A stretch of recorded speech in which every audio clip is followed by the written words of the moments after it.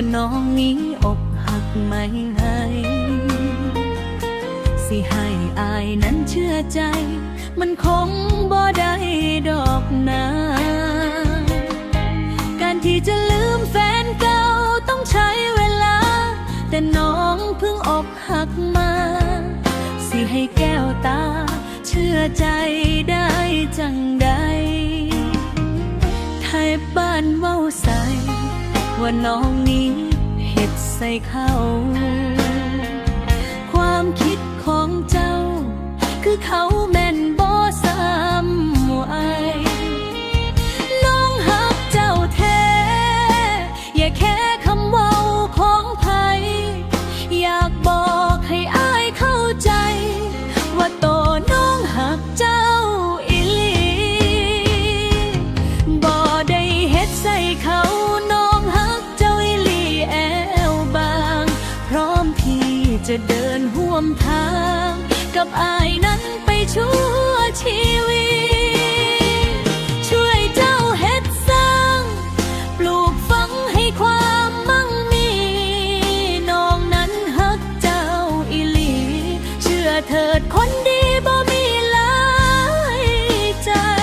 เปิดเผยความในว่าน้องฮักเจ้าแน่นอนบ่ได้หลอกหลอ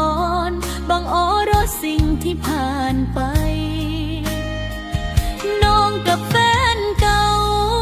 กับเขาเป็นไปบ่ได้ที่น้องมายกขวัญใจเพราะน้องฮักเจ้าอีหลี